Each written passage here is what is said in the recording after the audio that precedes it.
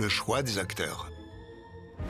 Choisir les personnages du livre qu'on allait garder a été un vrai casse-tête. Et comme si ça n'était pas assez compliqué comme ça, Elle voulait garder le contrôle de ses personnages. c'est J.K. Rowling qui aura le dernier mot. Joanne exigeait un casting à majorité britannique. Elle tenait à ce que le film ait des racines britanniques. Et la question qui est sur toutes les lèvres, c'est qui incarnera Harry Potter? Il fallait quelqu'un qui soit à la hauteur du héros du livre. Il va devenir célèbre. C'était une sacrée décision à prendre. Le casting de Harry Potter est absolument sans précédent dans l'histoire du cinéma. L'équipe savait ce que le public attendait de ce film. Ils voulaient que Harry, Hermione et Ron aient une relation qui leur parle à tous. C'était ça le plus important, surtout pour Harry. Le choix du casting est d'autant plus lourd de conséquences que les acteurs devront être capables d'enchaîner potentiellement 7 films. Chris Columbus savait qu'il lui fallait des acteurs capables de tenir la distance pendant les 7 films. Caster des enfants, c'est ce qu'il y a de plus dur. Les producteurs décident de s'en remettre aux fans. Ils sont allés dans presque toutes les écoles du Royaume-Uni. Peinant à trouver l'acteur qui incarnera Harry Potter, Chris Columbus décide de ratisser plus large, allant même jusqu'à ouvrir les auditions aux écoliers britanniques. Si tu es fan d'Harry Potter et que tu sais jouer la comédie, envoie-nous un courrier accompagné d'une photo de toi. Premier bon point pour Chris Rankin, il a la bonne coupe de cheveux. Un rouquin et une robe de seconde main. Tu es forcément un Weasley. Il n'y avait qu'un seul rôle qu'un rouquin de 16 ans pouvait jouer. Allez, Percy. Percy. Percy, c'est Percy Weasley, le frère aîné de Ron. Je me suis dit pourquoi pas. Suivez-moi les Gryffondors. Chris est loin d'être le seul roux à se présenter au casting, mais il va taper dans l'œil du réalisateur. Et pas uniquement grâce à ses cheveux. On a joué la scène où Percy guide les premières années vers la salle commune. Le mot de passe. Caput Draconis. Chris Columbus me donnait la réplique avec une voix à la Madame Doubtfire. Euphigenia Doubtfire. Il me demandait mot de passe, moi, Caput Draconis, et il disait c'est ça. Et au bout de la 3e fois, Le mot de passe. je dis Caput Draconis et il me répond non, le mot de passe a changé. Je suis devenu blanc comme un linge et soudain j'ai eu un éclair de génie. J'ai dit je pense que Dumbledore m'en aurait informé si le mot de passe avait changé. Les gens se sont mis à rire derrière la caméra et 2 jours plus tard, on m'a appelé pour me dire que j'avais le rôle. Quant au jeune acteur qui incarne notre Weasley préféré, Ron, Au fait, je m'appelle Ron. Ron Weasley. il est choisi grâce à son jeu aussi naturel que sa couleur de cheveux. Rupert était un comédien né. Dès qu'il est arrivé, c'est comme s'il était devenu Ron. Vous voulez quelque chose, les enfants? Non, merci. J'ai ce qu'il faut. C'était lui qui était le plus à l'aise. C'était vraiment un gamin rigolo. Au fait, je te signale que tu as une tache sur le nez. Tu le savais? Juste là. Emma Watson, 10 ans, Je suis Hermione Granger. est choisie pour interpréter Hermione. C'est la plus jeune des 3. C'était la plus sérieuse de la bande. Et le rôle semble taillé sur mesure pour elle. Tu ne sais même pas le prononcer. C'est Leviosa. C'était une très bonne élève, très studieuse. Les enfants ne se contentent pas de participer aux auditions, ils organisent. L'un de mes enfants m'a appris qu'on était en train d'adapter le livre au cinéma et qu'il fallait absolument que mon agent essaie de me mettre sur le projet. Je leur ai dit « D'accord, pour quel rôle ?» en espérant qu'ils répondent « Rogue ». C'était un personnage génial, à la fois sinistre et mystérieux. C'était tout moi. À l'évidence. Mais ils ont répondu d'une seule voix « Non, papa, toi, tu es Rusard ». Montrez-vous! Il passe alors l'audition. Laissez-moi passer, poussez-vous! Et grâce au conseil avisé de sa fille, il décroche le rôle de Rusard. Ma fille m'a expliqué comment je devais le jouer. J'ai passé l'audition pour Chris Columbus et c'était la scène où Rusard escorte les enfants vers la forêt interdite. Il va falloir être sur vos gardes.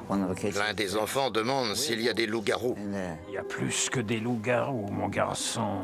Je peux te l'assurer. Et ma fille m'a conseillé de surarticuler le dernier mot de ma réplique. Je peux te l'assurer. Chris Columbus s'est mis à rire, et les autres aussi. Tout ça grâce à ce tout petit mot. Je suis sûr que c'est ça qui m'a permis d'avoir le rôle. Notre concierge, Monsieur Rusard. Mais la Warner n'a toujours pas trouvé son Harry. Chris a dit au studio qu'il ne commencerait pas s'il n'a pas trouvé l'enfant idéal. Si Chris Columbus a du mal à trouver son Harry, il n'a aucun problème à attribuer les autres rôles. Il s'entoure de la crème des acteurs britanniques, Dame Maggie Smith, Le professeur Dumbledore souhaiterait vous dire quelques mots. Richard Harris, Alan Rickman, Oh, c'est le professeur Rogue. ou encore Robbie Coltrane, dans le rôle de Hagrid le géant. Gardien des clés et des lieux à Poudlard. Mais en découvrant que Robbie Coltrane a été choisi pour incarner Hagrid, l'équipe de décoration a un problème de taille. Comment faire croire qu'il mesure 2,59 m? Eh ben comme ça. Et si on prenait un type absolument colossal et qu'on le mettait sur des échasses pour qu'il serve de doublure à Robbie Coltrane? La moitié du casting fait moins de 1,20 m. Donc en cadrant la partie inférieure de son corps dans la moitié des plans, pas besoin d'effets visuels. Très ingénieux. Allons-y. Mais s'il y a bien une chose dont le film ne saurait se passer, c'est d'effets visuels. On aurait bien aimé tout faire au Royaume-Uni. Mais à l'époque, l'industrie des effets visuels n'était pas encore assez développée. L'homme de la situation est un Américain. Ils sont venus me trouver et m'ont demandé si j'étais intéressé. Robert est un habitué des projets titanesques. J'avais travaillé sur Apollo 13, Titanic. Comparé à Titanic, le nombre d'effets visuels nécessaires à la réalisation d'Harry Potter est absolument colossal. Harry Potter comporte près de 1500 effets visuels. Tellement qu'il est facile de perdre le compte. Dans mes souvenirs, il y en avait 1600 ou 1700, ce qui était énorme. En comparaison, dans Jurassic Park, il n'y en avait que 60. Dans Apollo 13, je crois qu'il y en avait 150, et dans Titanic, 500. Harry Potter va éclipser tous les films d'aventure ayant jamais existé. On avait des délais extrêmement courts. Tout en haut de la liste de Robert figure une scène très attendue des fans. C'est un jeu dur, le Quidditch. Et qui va devoir être à la hauteur de ce que des millions d'enfants ont imaginé, le Quidditch. Le match de Quidditch s'est avéré être l'une des tâches les plus ardues. C'est un jeu génial, le plus beau du monde. Le sport favori des élèves de Poudlard est une sorte de polo sur balai volant. Et la grande question, c'est... Comment réussir à rendre une scène de balai volant crédible? Car ce genre de scène a très mauvaise réputation. Tous les films de sorcières, les scènes de balai volant ne font pas vraiment réalistes. En effet. Debout. Comment rendre ça réaliste? Comment on allait tourner ça? Heureusement, l'équipe sait se montrer créative.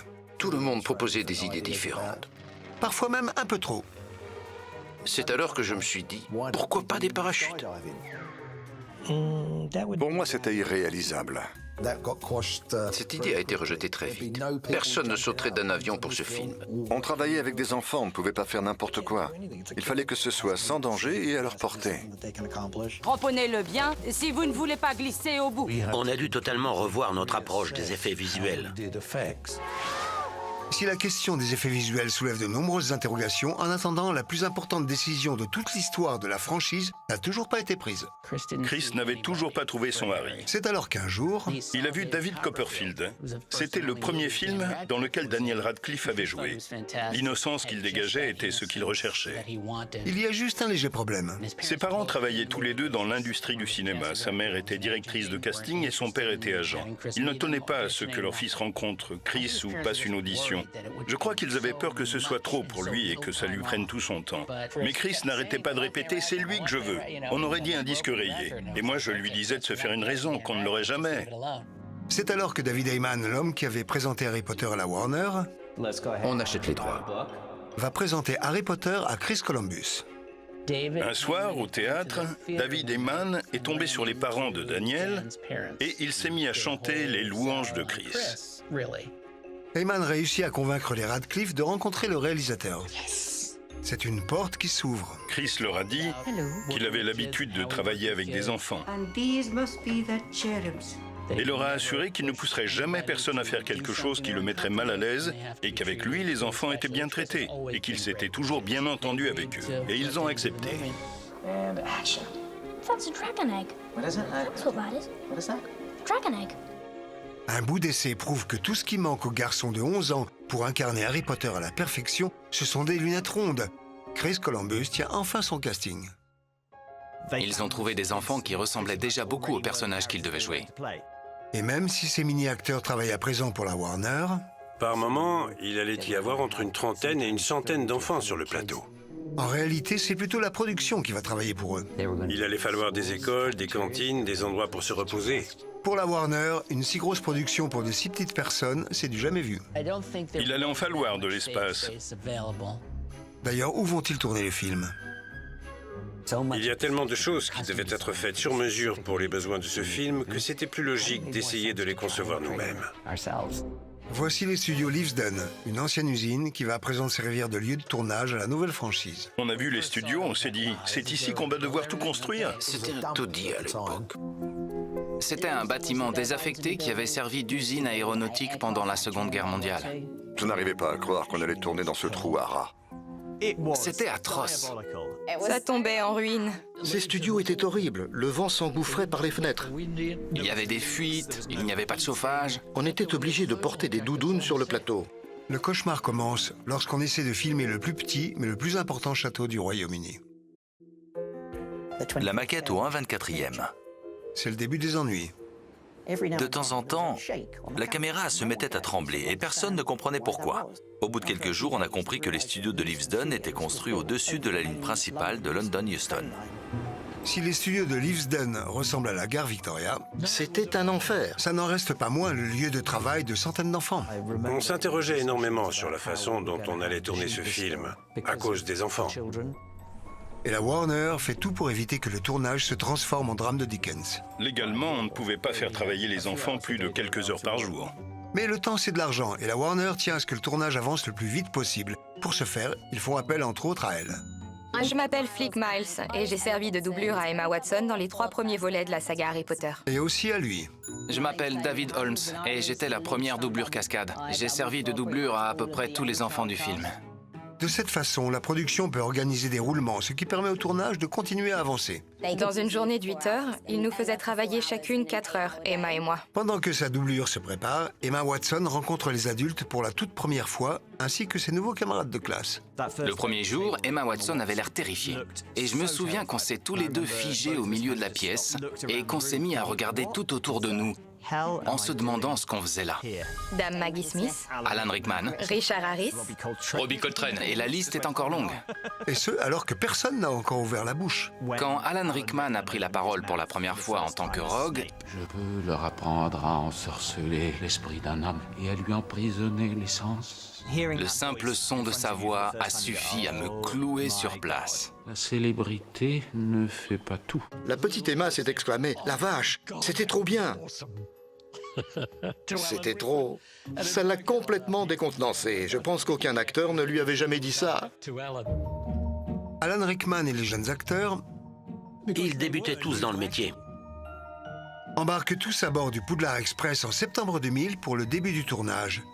Et ils commencent par la toute dernière scène. On n'a pas le droit de faire de la magie en dehors de Poudlard. Celle où ils prennent le train pour rentrer. L'alchimie est immédiate. Ça fait drôle de rentrer chez soi. Chris est très satisfait du résultat. Les fêtes approchant, Je ne rentre pas on a chez moi. l'impression d'assister à un miracle de Noël. Pas vraiment.